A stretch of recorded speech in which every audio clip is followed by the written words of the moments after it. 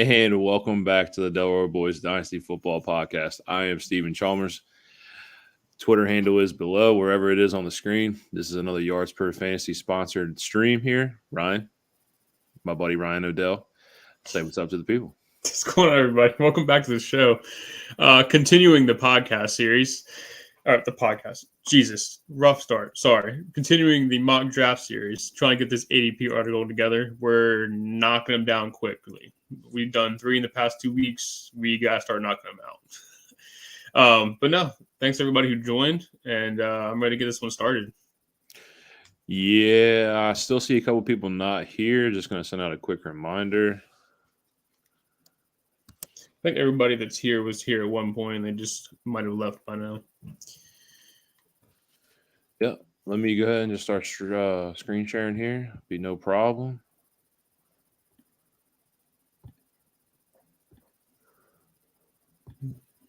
As always, we bring to you a 10-team rookie-style Superflex mock draft.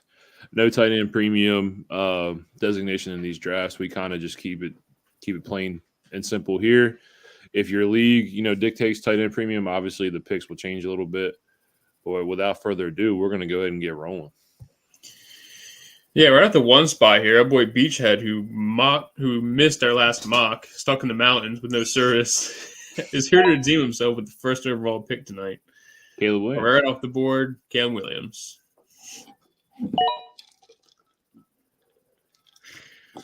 I'm glad he's here tonight, though. Everybody's here tonight. Some spice early on in the first round already. We got Jayden Daniels at the 1-2. By far the highest he's gone so far. Wow. Pig, welcome, buddy. As always, it's always good to have you here. Pig, glad you're here, brother. Always glad you're here. Drafting next to me again this week, huh? So actually my plan was hope Jayden Daniels falls to me so I can hype him up.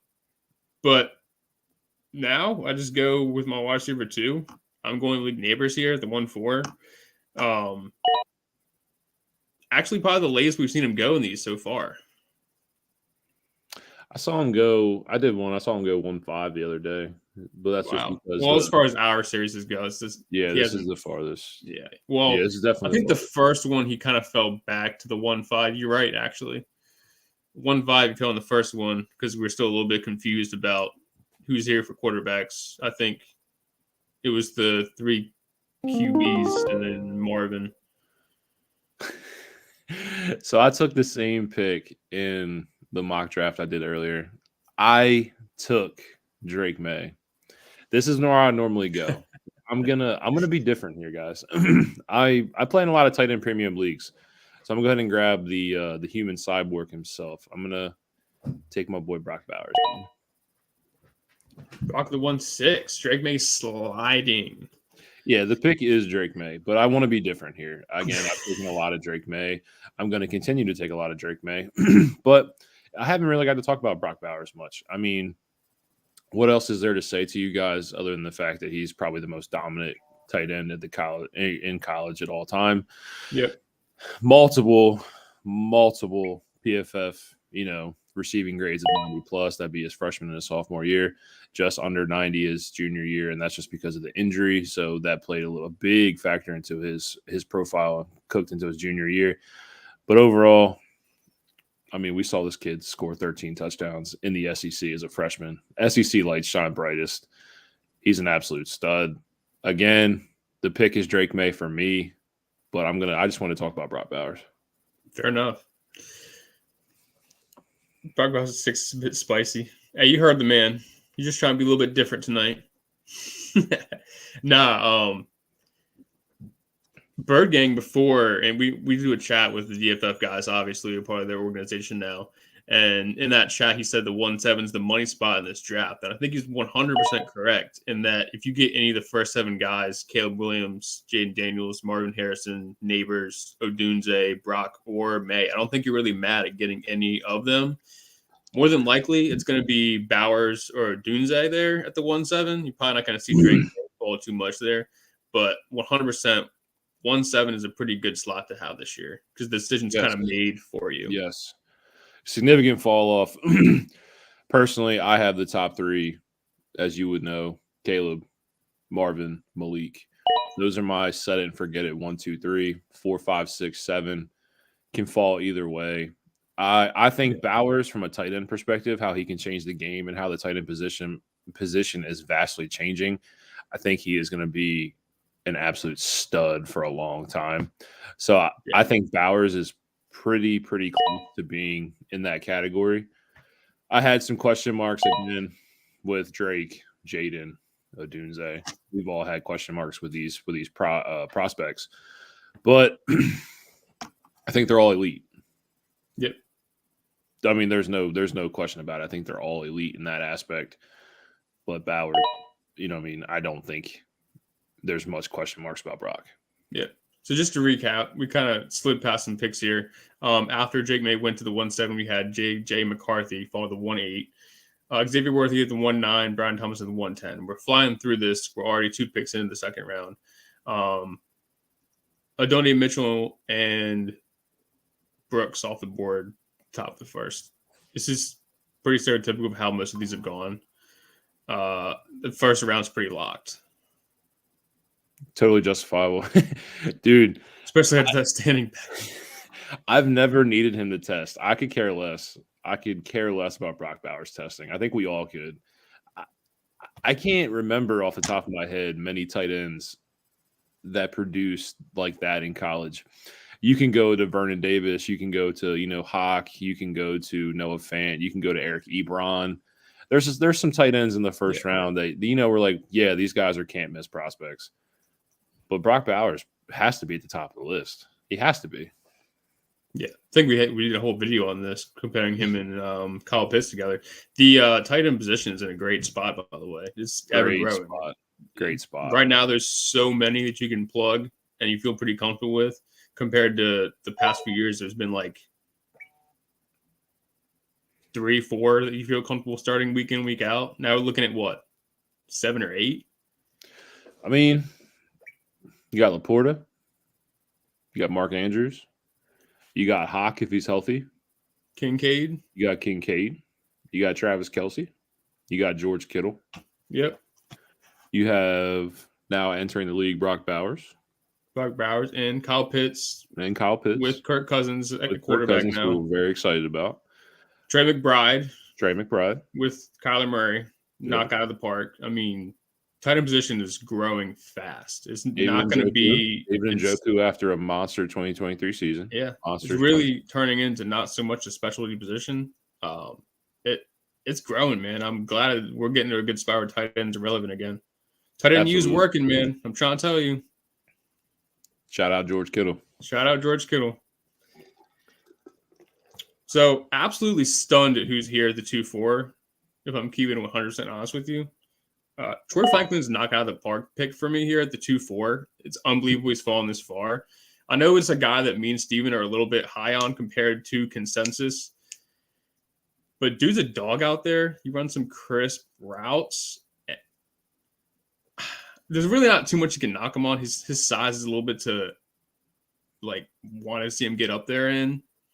But Troy Franklin at 2-4, not much risk involved there. So give me Troy Franklin. If you can get him to the 2-4, all day, baby, all day. Yeah, he's our wide receiver 4, and he just fell to a wide receiver 7. It's a beautiful, beautiful start. Don't forget Michael Mayer and JT Sanders. There's a lot of tight ends coming into the game. Michael Mayer, very young tight end as well.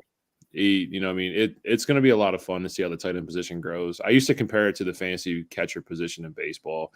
You grabbed a couple. If you had a couple elite ones. After that, you kind of waited on the position. But tight end's not like that anymore. Absolutely not. Do you make it hard on you there, Chalmers? No. I'm going to keep going different here. We're going to go back to Georgia, and we're going to go Mr. Laube McConkey. It's going to take the whole Georgia offense, huh? Georgia Bulldogs, baby. Wanted Troy Franklin, but not so sad about getting Trey. No, not at all. The running back run should start right there around the 2-2, 2-1, 2-2, 2-3 in that range. Brooks, Benson, Corum, those guys. But Troy Franklin sliding to that point is a great find for Ryan in that point. The Troy Franklin value is sick. Absolutely. Check my thread out. I love Troy Franklin. Yeah. I highlight everything positive about the man. You say different. I think Ladd at 2.6 is also a solid spot for him to be going as well. If I'm being 100% wide receiver 8. Yep. Real solid So, spot right there.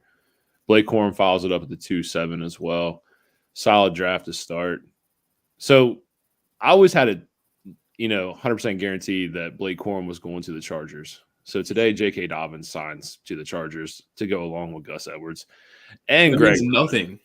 It doesn't mean anything. It's a 1-year prove-it deal, I'm sure. You know what I mean? You can't come off of a complete knee tear and then an Achilles and think that this is he's a great running back anymore. Yeah. But, early on, if Blake Corum does go to the Chargers, what does the projected role look like? Things like that. Those are questions that have to be answered.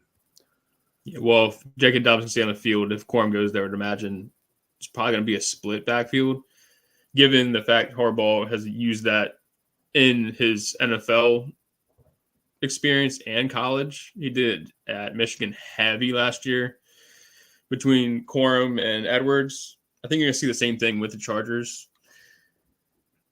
But to say that J.K. Dobbins coming to the team means anything, I mean, you touched on it a little bit, but with that Achilles tear and a completely blown out knee, I think he's about done. It's a 1-year prove it deal, but really it's more like a little bit of insurance for the Chargers in case they don't get their guy in the draft. Yeah. I just want to see how the running back landscape plays out between especially Brooks, Benson, Corum, and see the landing spots for these guys. Also, Marshawn Lloyd is another name we look at, Jalen Wright, and they're going to end out the second round here. 2.7, we have Blake Corum. 2.8, Xavier Legette. 2.9, Marshawn Lloyd. 2.10, Jalen Wright. So, like with these guys, Jonathan Brooks, Trey Benson, I think they're less landing spot dependent. They are my 1-2 at the running back position. Obviously, everybody's chasing the name. Who's going to go to the Dallas Cowboys? We expect them to take a running back in the draft. Just signed Royce Freeman. So, okay, we say whatever to that, But at the same time, I think those two are the least landing spot dependent and more of a talent situation. They should thrive if they go to obviously the right scenario. But Brooks and Benson are the most talented running backs in the class. Corum being third. And then, like I said, I've never liked Jalen Wright. I've never liked the breakdown. Marshawn Lloyd is a name that I like. I've watched a lot of tape on Marshawn Lloyd, so really starting to like him too. Keon Coleman, the third. I think we got a boy follow Dynasty in the chat. We already knew what that pick was going to be before it was even made. You're absolutely correct. Oh, yeah. You know what time it is. I think this changes nothing for corner Chargers. Chargers still going running backs here. Right. Exactly. I agree. You're just delaying the inevitable here, Darren. I 100% agree. Yeah. So here we go. Back to sleeper receivers. I'm going to go. I would imagine just what's fallen to me. We're going heavy on receivers for me. Still going Javon Baker. I know this is going to rise his ADP up, but I'm still going Baker here. I think I'm coming close to moving above Roman Wilson, to be honest with you, in my rankings. Oh, I just did it there to be 100% honest with you. I chose Baker over Wilson, which is probably the first time I've done that in any of these mocks. I feel comfortable with Baker at the 3-4 here. The more I watch, the more I like. Check out my thread on Javon Baker as well if you want some insight on Javon Baker. Yeah, I've always had Javon Baker ahead of Roman Wilson. 3, 4, 5, 6, 7, 8, 9, 10, 11, 12. Again, this is what I talked about in the thread. Javon Baker, wide receiver 13 here off the board. And I had Javon Baker at wide receiver 8. That's how high I am on Javon Baker. I'm a big fan. And this is the discount that I was referring to in the last part of the thread. Javon Baker is going anywhere from wide receiver 12 to wide receiver 14. I still think that's criminally undervalued for this man. But since you wanted to mention Roman Wilson. I mean, you're not taking him here. I don't know who you're taking. I do like Roman. I won't lie. His production is absolutely insane I also unlimited great blocker. opportunities. Yeah, he's a great blocker and keep him on the field as well. He is solid. Like I said, it was hard to evaluate any Michigan player from a full game tape other than Blake Corum because of the limited passing volume. But as you dive into it, Roman Wilson is a good receiver. Yeah, but he's not just to recap, we missed some picks here. Pearsall went 3-1. We missed that one. We mentioned Jalen Polk the 3-2. Keon Coleman goes to the 3-3, which his ADP is all over the place, just for the record. Javon Baker at the 3-4. Bo Nix, Oregon quarterback, at the 3-5. Got Roman Wilson to Steven at the 3-6. And then Aldrich Estime just went 3-7. Bird Gang also took him in our mock draft we did earlier. He got him in the third round later than he did at the 3-7, which is pretty cool. Very undervalued running back in my mind at this current moment. And then Braylon Allen at the 3-8. Braylon Allen went significantly higher in the mock draft we just did than he did right now. So, again, another player whose ADP is all over the place, so it's really hard to gauge. But Keon Coleman's the same way. We've watched Keon Coleman go to 2-1. I watched him go to 2-4. I watched him go to 2-9. I watched him go back 3-10. You had him in the 3-10 2 mocks ago. I had him in the 3-10. Yeah, it's crazy. Everybody, it really depends on who's high on him, who's not. I mean, it's really going to come down to the people in your mock draft where Keon Coleman goes. But I don't know what to tell you on where to expect Keon Coleman to go in your home leagues. Brooks or Benson at Dallas. If they take the running back here, I think they're going to take the healthy running back. I think Brooks is the more talented running back, but I do think Trey Benson will be the first running back off the board. I'll be surprised if they don't go Brooks just based off their history of running backs. They kind of go for like the bigger 3-down back guy. I mean, Benson is as well, but Royce Freeman lives. No, Royce Freeman's still dead. Still dead. He's not coming back, brother. That's thievery on Braylon Allen. I agree. I like that. Yeah, it really is. And something I've talked about in the past on these mocks is like if he can get into a role where he just becomes the goal line back, I think he's got a real path to success in the NFL. Kind of like the David Montgomery role with Jahmyr Gibbs. If he can find that role on a team, given he would be very spotty here and there as far as fantasy goes, but Braylon Allen's a guy I'm looking at in these late rounds who's falling like crazy. You also have to remember, he's one of the most accomplished Big Ten running backs that we've seen in quite some time outside of Jonathan Taylor and guys like that. He's very young. I believe he's the youngest back in this class. He came to the Big Ten at 17 years old. He wasn't 18. So remember that. He has a lot to learn as a running back in general. And from an athletic and, just physical standpoint, he's a very intimidating dude. He's a big dude. Yeah. He can play. I don't think he's as north-south of a running back as most have him pegged to be. Sure. So, in this pick, I don't want to go for receivers, although there are some receivers I would like to take here. I've yet to do one where I have all receivers. So just for the sheer fact to take a different position, I'm going Bucky here at the 4-4. I get he did not test well. I'm still not worried about it, especially the 4-4. In the fourth round, you're really just taking shots at somebody. I think his production at Oregon warrants him at least a fourth round pick. Given he didn't test well, the tape says something different. And maybe if the two can balance each other out, we see something. And if not, then sure, I'd throw away a fourth round pick. But the hit rate of them is already so low, I might as well take the proven production at the college level. The tape on Bucky Irving is what you're looking at. You're obviously not drafting Bucky for his combine performance. It wasn't good at all. We know that. But on tape, he stands out. He played really, really solid at Oregon. He was a big, vital piece of what they wanted to do. There's no problem with that pick in the fourth round. It's a dart throw. Are these guys going to be gems? Probably not. Right. You know what I mean? But we got some more comments coming here too. So I'm going to go ahead and let you address those. How much time do I got left? I'm only at a minute.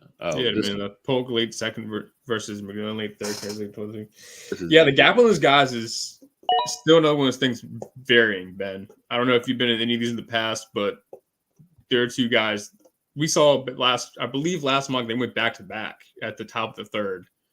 To me and my brother at the 3-1 and 3-2 spots. So this mock draft, the split is huge, but we've seen it much, much closer. Bucky is one of my favorite picks. I highlight him in the upcoming Factory Fight Club Chronicles. Yes, Bucky was one of my running backs I stand behind. Obviously, none of us expected him to test that poorly at the combine. Right. But I thought with a solid testing and the tape to back it up, thought he was a day 2 pick. He's probably now a day 3 pick, which is okay. But again, in the 4th round, you're taking your shot. He was going as a running back 2, running back 3 in these mocks, and now you're getting him at 2. Ryan got him at the running back 10 spot. Yeah. Big fall. Big fall. Given, is it warranted? Probably. It's 100. Yeah, it's warranted.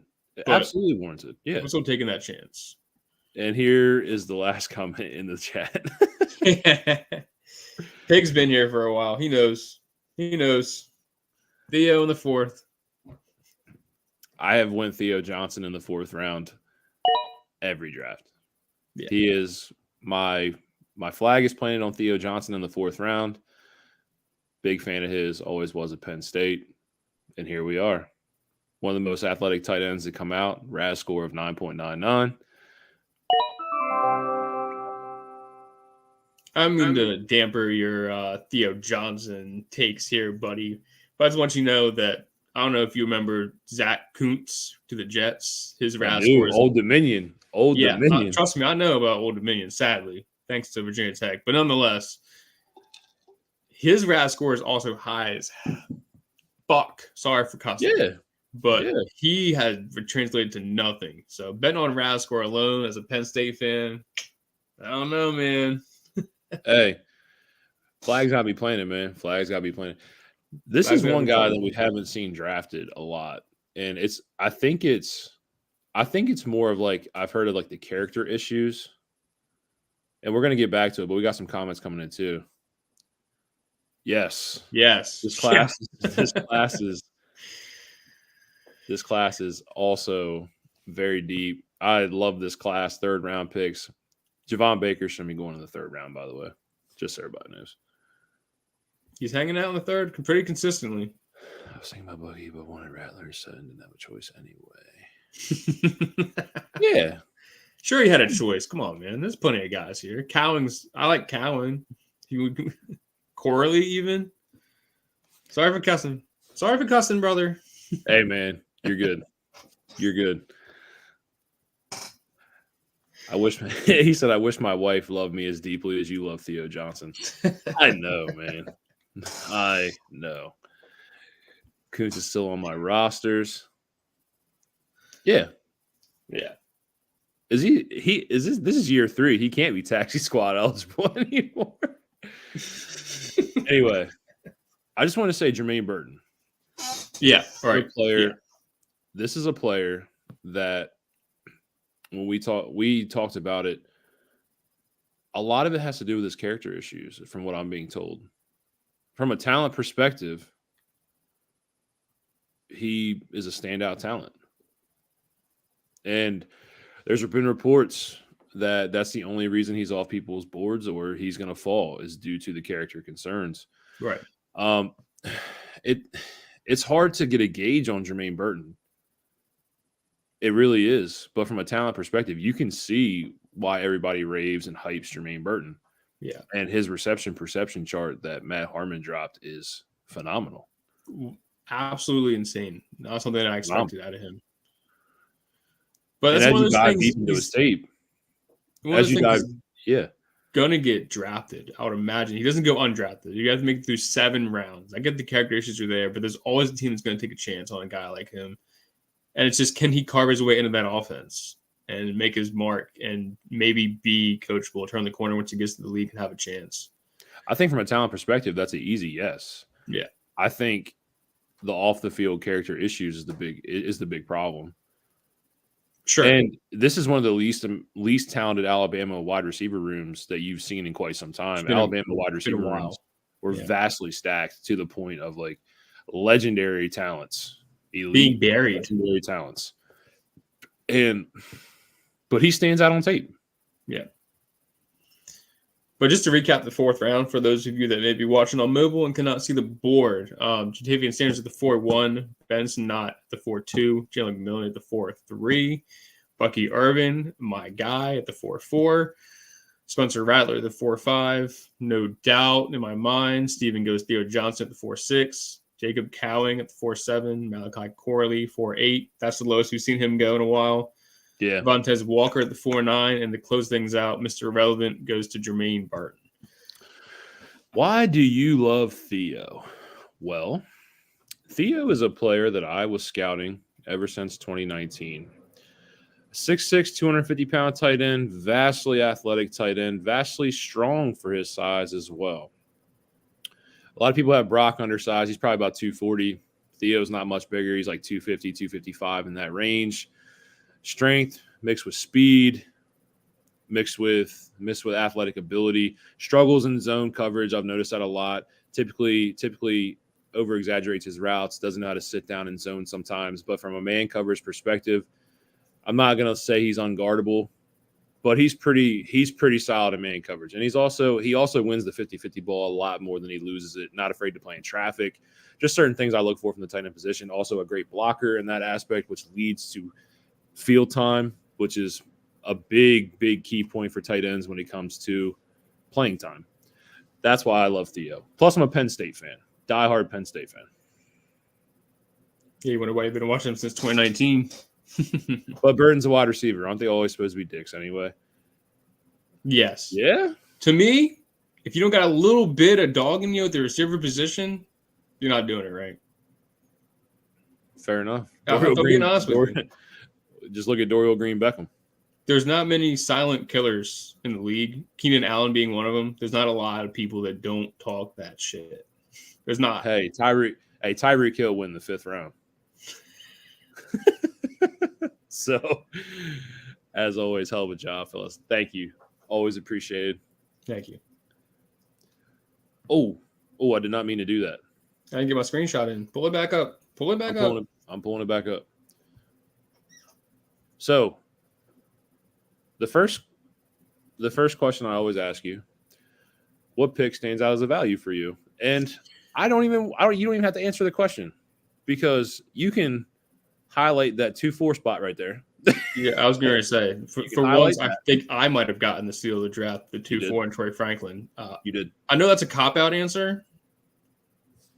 As far as actual value goes, I like Roman Wilson at the 3-6.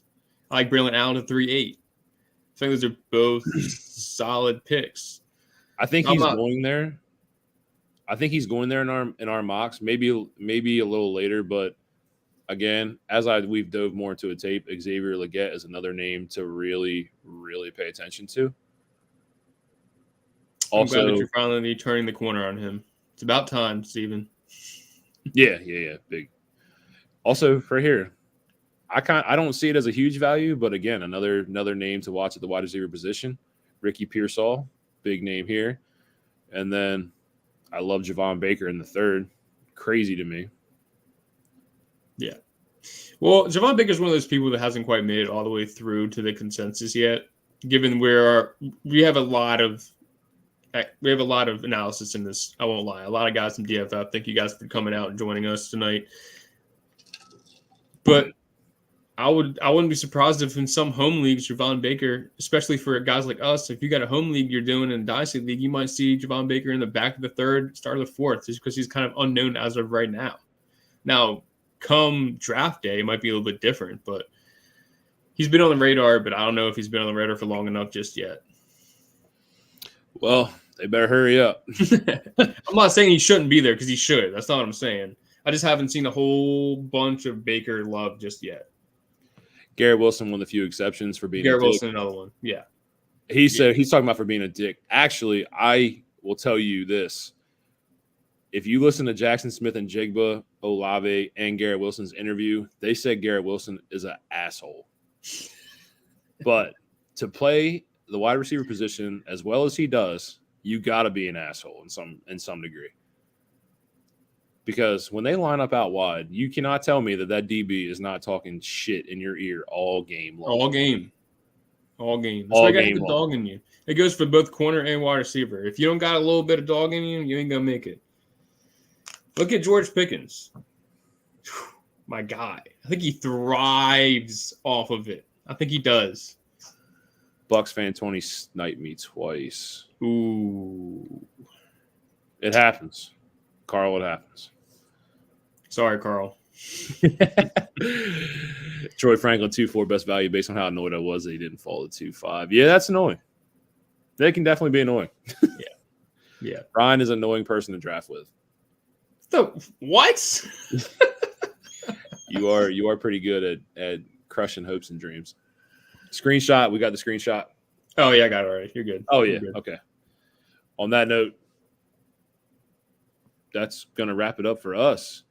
So, again, we always do this before we end the podcast.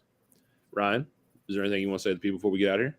Yeah, thanks to everybody that joined in the mock tonight. We are filling these things up quick. Cannot express enough how much I love seeing the community come together, getting these mocks filled. The community's great. Thanks for showing out to the show.